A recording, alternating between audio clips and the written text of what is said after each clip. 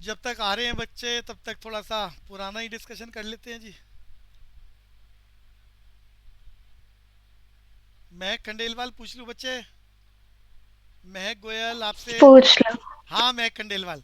महक आपको बताना है पावर ग्रिड कंपनी का पूरा नाम। Power grid corporation of India limited. Of India limited. Establishment year. 1989। Headquarter. Power Gurugram. Gurugram बढ़िया। और इनका हेड भी बता दो जी। Chief managing director. R. RN Nayak. बढ़िया बहुत बढ़िया।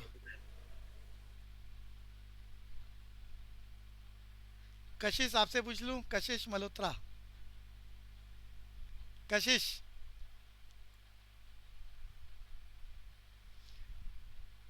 अच्छा यश से पूछ रहा हूँ यश फेरा की फुल फॉर्म बताओ। यश। हाँ भैया। फेरा की फुल फॉर्म मांग रहा हूँ।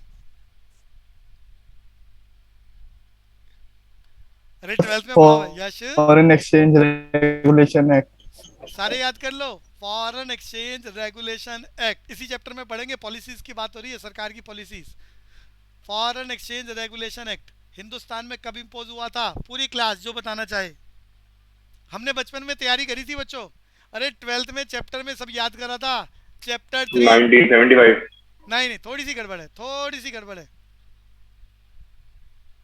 71। 73। 1973 में हिंदुस्तानी गवर्नमेंट ने इम्पोज करा था फॉरेन एक्सचेंज रेगुलेशन एक्ट। बाद में इसे कन्वर्ट कर दिया गया किस में। फर्मा। अरे FEMA FEMA. FEMA FEMA. FEMA की फुल फॉर्म। आसिफ बता रहा है फेमा की full form. Foreign exchange management.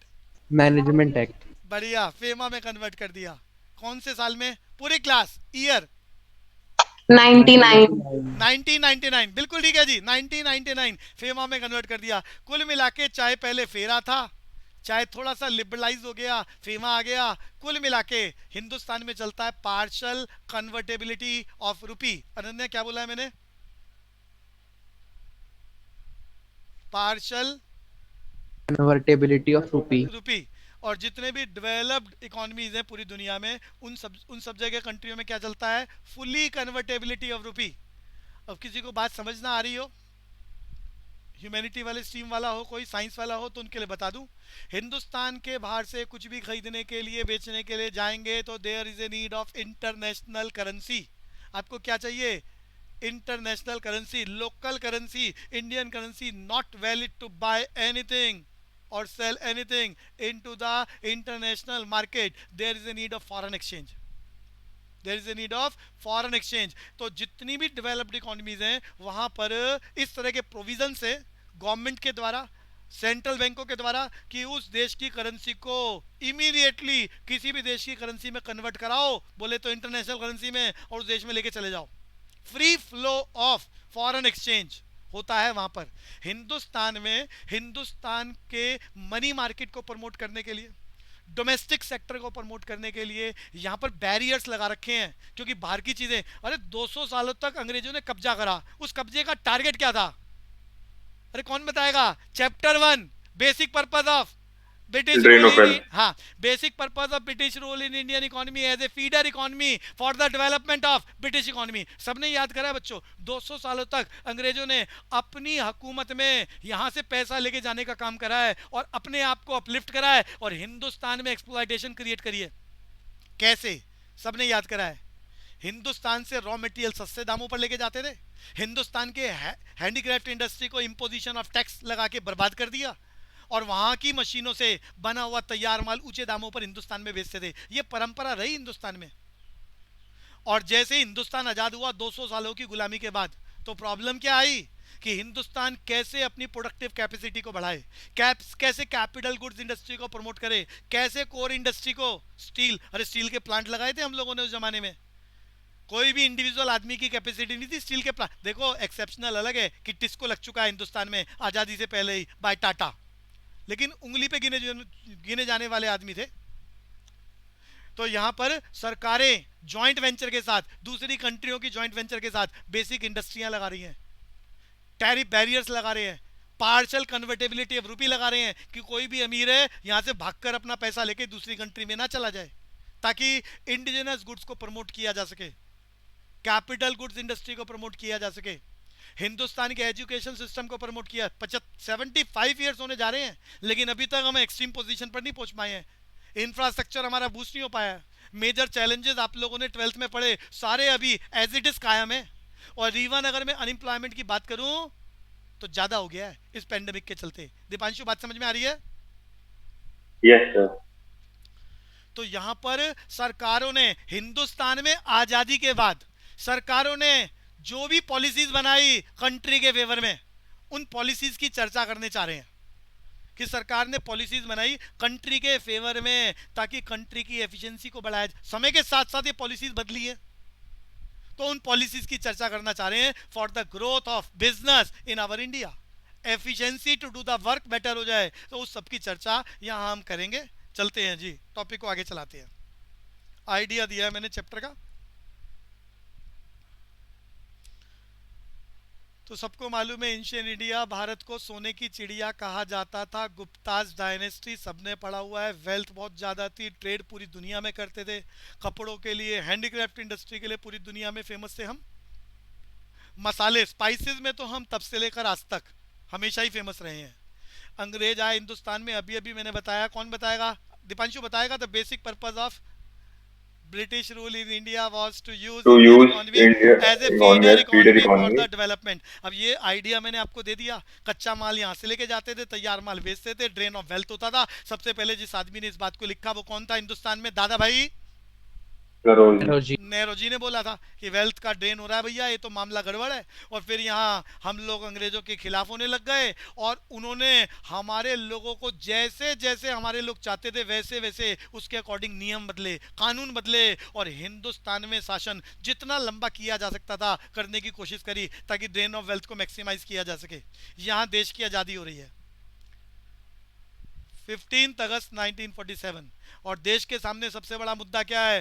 पूरी दुनिया में one of the stagnant economy और बैकवर्ड इकोनॉमी था हिंदुस्तान, जहां growth rate of GDP was less than 2% per annum and per capita income was approximate 0.5% per annum, जो करीब करीब नेग्लिजिबल कहा जा रहा है। Stagnant and backward economy in the whole world. तो हिंदुस्तान के सामने सबसे पहला मुद्दा था कि हम कौन सा इकोनॉमिक स्ट्रक्चर फॉलो करें जिससे हमारी ग्रोथ मैक्सिमाइज हो सके, to settle the problem of central problems. अरे याद आ रहा है अनन्या, सेंट्रल प्रॉब्लम को सॉल्व करने के लिए कौन सा पाथ सेलेक्ट करें? तो हम लोगों ने, अरे देखो पुराने चैप्टर का खेल चल रहा है, 1950 से लेकर 1980 1990 तक, अरे कौन सा इकोनॉमिक स्ट्रक्चर फॉलो करा? जल्दी बोलो, जल्द पूरी class. Mix economy, mix economy का पाथ सेलेक्ट करा। और जैसे 1990 के से आगे चले तो हम लोगों ने कैपिटलिस्ट इकोनॉमी का पाथ सेलेक्ट कर लिया, डिसइन्वेस्टमेंट की पॉलिसीज बना ली है और सरकारी सिस्टम को बेचने की तैयारी कर रहे हैं। तो ये सब कंक्लूड करना चाह रहे हैं 1950 से 90 तक किस तरह की पॉलिसीज रही। फिर 1990 में हम लोगों ने लिबरलाइजेशन, प्राइवेटाइजेशन, ग्लोबलाइजेशन। बच्चों ये फुल फॉर्म बताओ, IFDI पूरी class. Inward foreign direct investment. Foreign direct investment पूरी दुनिया में दो प्रकार का होता है बच्चों। फॉरेन डायरेक्ट इन्वेस्टमेंट मैंने सामने लिखा हुआ है, दो प्रकार का होता है। अपने देश के अंदर इन्वेस्टमेंट आ जाए, इनवर्ड फॉरेन डायरेक्ट इन्वेस्टमेंट, अपने देश से बाहर चला जाए, outward foreign direct investment. Deepanshu clear हो गया? Foreign direct investment classified in two part, inward and outward. और ये FII फुल फॉर्म याद कर लो, FDI की फुल फॉर्म याद कर ली सबने, फॉरेन डायरेक्ट इन्वेस्टमेंट। देश के अंदर बाहर से पैसा आ जाए उसे, अरे किस पर्पज के लिए? कैपिटल इन्वेस्टमेंट है, ये फिक्स्ड इन्वेस्टमेंट है, एक बार आ गई दोबारा वापस नहीं जा सकती, इसीलिए इसको क्या कहा जा रहा है? Foreign direct investment. देश के अंदर आ जाए बाहर से, जो वापस प्रॉफिट जितना मर्जी कमा के ले जाए सामने वाला, लेकिन ये पैसा नहीं लेके जा सकता। Inward foreign direct investment. और हमारे देश वाले बहुत सारा पैसा कमा के बात करेंगे, दूसरी कंट्रियों में जाके प्लांट लगाएंगे और प्रोडक्शन करेंगे और पैसा कमाएंगे। तो उन कंट्रियों ने भी, बहुत सारी हमारी जैसी डेवलपिंग इकोनॉमीज ने भी इस तरह का सिस्टम रखा हुआ है। तो जब हम पैसा उस कंट्री में लेके जा रहे हैं जहाँ से सिर्फ हम प्रॉफिट लेके आ सकते हैं, पैसा वापसी नहीं आएगा, तो इसे क्या बोल रहे हैं? Outward foreign direct investment. Deepanshu बात समझ में आ रही है? Yes sir. ऐसे ही FII फुल फॉर्म याद कर लो, फॉरेन इंस्टीट्यूशनल इन्वेस्टर। जल्दी बोलो आर्यन, मैंने क्या बोला? FII की full form foreign institutional investor. तो ये सब पॉलिसीज है सरकार की। इन पॉलिसीज की चर्चा कर रहे हैं और फिर क्वेश्चन बैंक की तैयारी करेंगे। मैंने सबके पास मटेरियल भेजा हुआ है। तो मेजर एरिया जल्दी जल्दी, देश की आज़ादी के बाद हमारे सामने सबसे बड़ा मुद्दा, पहले प्रधानमंत्री पंडित जवाहरलाल नेहरू के सामने सबसे बड़ा मुद्दा कि हम अपनी सेंट्रल प्रॉब्लम्स को कैसे सेटल करें। 200 साल की गुलामी के बाद हमारे पास दो टैग लगे हुए थे, one of the backward economy in the whole world and one of the stagnant economy in the whole world. कारण बता चुका हूं आपको, फिर दोबारा बोल देता हूं। Growth rate of GDP, GDP बोले तो national income was less than 2% per annum and growth rate of per capita income was approximate 0.5%, which was negligible. तो यहां हमने 1950 से 1990 तक जो पॉलिसीज भारत सरकार ने फॉलो करी उसकी चर्चा हम लेफ्ट साइड में कर रहे हैं, और उसके बाद हमने पॉलिसीज बदल ली देश की ग्रोथ रेट को बढ़ाने के लिए, एफिशिएंसी को प्रमोट करने के लिए, उसकी चर्चा कर रहे हैं। इस पे हम पॉलिसीज का ही डिस्कशन कर रहे हैं। तो सामने मैंने डाटा मार्क कर दिया। आज़ादी के बाद हमें लगा सेंट्रल प्रॉब्लम को सॉल्व करने का बेस्ट तरीका जिसमें मेरिट्स कौन से, कैपिटलिस्ट इकोनॉमी और सोशलिस्ट इकोनॉमी दोनों के रहे। अरे बच्चों क्वेश्चन चल रहा है, हिना से क्वेश्चन है, बाइबल ऑफ कम्युनिज्म किसे कहा जाता है? खबरदार गलत बोला तो। अरे पीछे सबको बताया था मैंने Bible of communism. Hina, Yes, sir. अरे जल्दी जल्दी बोलना है, Bible of communism. Ananya, Sir. Das Capital. Das Kapital पुस्तक जिसको बाइबल ऑफ कम्युनिज्म कहा जाता है, लिखने वाला आदमी जल्दी जल्दी बोलते जाओ, कार्ल मार्क्स, Karl Marx. जिसकी वजह से रशिया में रेवोल्यूशन आया और वहां सोशलिज्म आ गया। तो हम यहाँ मिक्स इकोनॉमी का पार्ट सेलेक्ट कर रहे हैं, बोले तो merits of capitalism and socialism, ताकि हम सेंट्रल प्रॉब्लम्स को ज्यादा बेहतर तरीके से सॉल्व कर सके। और यहाँ पर हमने मिक्स इकोनॉमी का पार्ट सेलेक्ट करा जिसमें पब्लिक सेक्टर अंडरटेकिंग को डोमिनेंट बनाया गया। मेजर रोल किसका था? पब्लिक सेक्टर अंडरटेकिंग का। चीजें याद करते जाओ बच्चों। पब्लिक सेक्टर अंडरटेकिंग बोले तो IPR 1956, फुल फॉर्म बोलो दीपांशु जल्दी से। Industrial policy Policy resolution. Resolution 1956 second 5 year plan में अनाउंस हो रहा है, जिसमें सरकार ने कहा था schedule A include 17 industries exclusively owned by the, बोलते चलो पॉलिसी की बात हो रही है, State. और exclusively owned by the state. तो यहाँ हम पब्लिक सेक्टर के डोमिनेंसी की बात कर रहे हैं। सरकार ने इस तरह का सिस्टम बना दिया। इसके अलावा सरकार ने बोला शेड्यूल भी इंक्लूड, याद कर लो बच्चों, 12 industries progressively owned by the state. For example fertiliser, सरकार उसमें इंपॉर्टेंट रोल प्ले करेगी, लेकिन प्राइवेट सेक्टर आना चाहे तो आ सकता है। और आखिरी बात शेड्यूल सी में लिखी थी, rest of the industries private sector के हवाले कर दी, बट रेगुलेटेड और controlled by the government of India through the industrial act 1951। Licensing Raj introduce किया जा रहा है। अरे याद आ रहा है बच्चों, पॉलिसीज की बात कर रहा हूं। दीपांशु, यश, Yes, sir. और यहां 1990 में हम लोगों ने new economic reforms, liberalisation, privatisation, globalisation impose कर दिए। अब यहाँ लिबरलाइजेशन को प्रमोट किया जा रहा है। प्राइवेटाइजेशन का मतलब disinvestment of public sector undertaking की बात की जा रही है। तो हम ज़्यादा झुकाव किधर की तरफ हो गया? कैपिटलिस्ट इकोनॉमी का। और हमने स्लो प्रोसेस में रखा है कि आने वाले समय में हम अपने आप को प्योरली कैपिटलिस्ट इकोनॉमी अनाउंस कर दें in a slow procedure. Capitalist economy की तरफ हम टिल्टेड हो गए। और मेजर एरिया याद करो बच्चों, जब हमने मिड 50s की बात करी 1950 से, तो हमने अब प्लानिंग कमीशन सेटअप करा। अरे जल्दी जल्दी बोलो कौन सा year? Planning commission setup in 1950। 50। Architect of planning commission प्रसन्नता चंद्रा PC Malrobes। 5 साल के 5 ईयर प्लान अनाउंस कर दिए देश की ग्रोथ को तेजी के साथ करने के लिए। टोटल कितने 5 ईयर प्लान पूरे हुए? बोलते चलो फटाफट। 12। 12. 5 ईयर प्लान, 5 ईयर प्लान, 12वां 5 ईयर प्लान पूरा नहीं हो सका। उससे पहले ही प्लानिंग कमीशन को रीस्ट्रक्चर कर दिया गया in the new name of, बोलते नीति चलो, आयोग। नीति आयोग. नीति आयोग। और 15 साल का कार्यक्रम बना दिया गया। और चेयरमैन याद कर लो जी, चेयरमैन कौन होता है प्लानिंग कमीशन का? Prime minister of that prime country. Minister. आगे चलते हैं। 1990 ऑनवर्ड हम लोगों ने सारा सिस्टम बदल दिया और प्राइस मैकेनिज्म के हवाले कर दिया। मार्केट इकोनॉमी अनाउंस हो रही है बच्चों।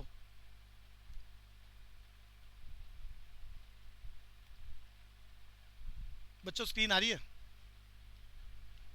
No, sir.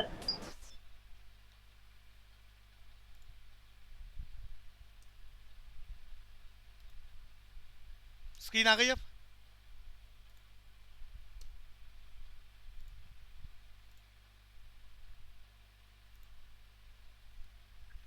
आसिफ आवाज आ रही है बच्चे? साउंड आ रही है? हाँ जी भैया, आवाज आ रही है पर तो स्क्रीन नहीं दिख रहा। अच्छा, तो कोई बात नहीं, मैं बोलूं बात। आसिफ, अगर स्क्रीन आ जाए तो एक बार बोल देना। हाँ भैया। अब तो आ गई होगी बच्चों। नहीं आई भैया। नहीं हुए।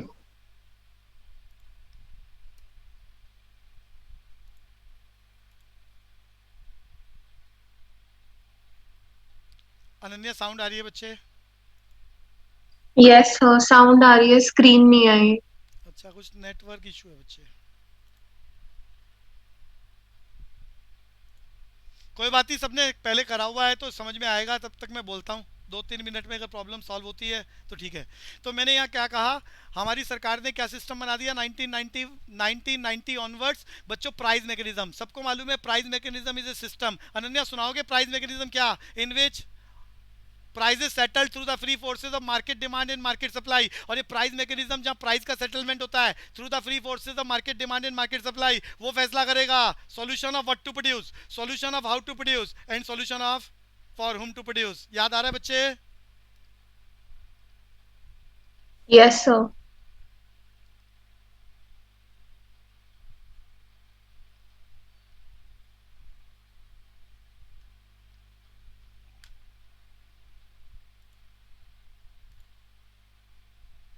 बोलता जाऊं आगे, दीपांशु। दीपांशु, यस सर, बोल दो।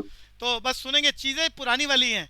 तो उसके बाद मैं बोल रहा था 1950 और 1990 में मैंने डिवीजन बनाया, और आपको क्या बताया, 1950 में हमने मिक्स इकोनॉमी फॉलो करी, 1990 में कैपिटलिस्ट इकोनॉमी। दीपांशु, सुनने पर ध्यान रखना। 1950 में हमने इकोनॉमिक प्लानिंग को रखा और डोमिनेंट रखा किसको? पीएसयू को। दीपांशु बोलो, पीएसयू बोले तो public sector undertaking. Public sector undertaking. 1990 में हमने कैपिटलिस्ट इकोनॉमी को बूस्ट करने की काम करा, और जब कैपिटलिस्ट इकोनॉमी, फ्री इकोनॉमी आ रही है, तो हम सेंट्रल प्रॉब्लम को सॉल्व करने के लिए इसको ला रहे हैं प्राइस मैकेनिज्म को, जहां prices settle to the free forces of market demand and market supply, और फैसला हो रहा है solution of what to produce, how to produce, for whom to produce, on the basis of profit motive. इतनी याद हो गया बच्चे? Deepanshu, yes sir. मिडफिट जब हम 1950 में यहाँ प्लानिंग कमीशन को लेके आ रहे हैं, तो हमारी इकोनॉमी को हर तरीके से प्रोटेक्ट किया गया। हमारे व्यापारियों को, हम लोग घटिया माल बनाते थे, महंगा बनाते थे, तो हमारी इकोनॉमी को क्लोज इकोनॉमी बनाया गया। अरे याद दिला दूं आपको, आपके बचपन में फॉरेन ट्रेड पॉलिसी 1950 में जब हमने फॉरेन ट्रेड पॉलिसीज अपनाई थी, तो कोई बताएगा? क्यूआर बोले तो quantitative restrictions and tariff barriers लगाए थे। अनन्या, याद आ रहा है? Quantitative restrictions and tariff barriers बच्चे। Yes sir. क्लोज इकोनॉमी का पाथ सेलेक्ट करा। टैरिफ बैरियर का मतलब फॉरेन कंट्री से आने वाली चीजों के प्राइसेस को बहुत ज्यादा बढ़ा दिया गया through the imposition of tax. ऐसे ही हमने बाहर से आने वाली चीजों पर क्वांटिटेटिव रिस्ट्रिक्शंस लगा दी कि अगर कोई बाहर से गोल्ड लाएगा तो 10 ग्राम से ज्यादा खरीद के नहीं ला सकता, और लाएगा तो उसे स्टैंप ड्यूटी देनी पड़ेगी, जिसकी वजह से गोल्ड का दाम बहुत ज्यादा बढ़ जाएगा। दीपांशु, बात समझ में आ रही है बच्चे? Yes sir. तो 1950 से 1990 तक हमने अपनी इकोनॉमी को प्रोटेक्टेड रखा, क्लोज्ड इकोनॉमी बना के रखा, on the basis of various policies. For example, foreign trade policy का मैंने एग्जांपल लिया, क्वांटिटेटिव रिस्ट्रिक्शंस, टैरिफ बैरियर्स लगाए थे। इस जैसे ही 1990 आया, हमने अपना सिस्टम बदल दिया।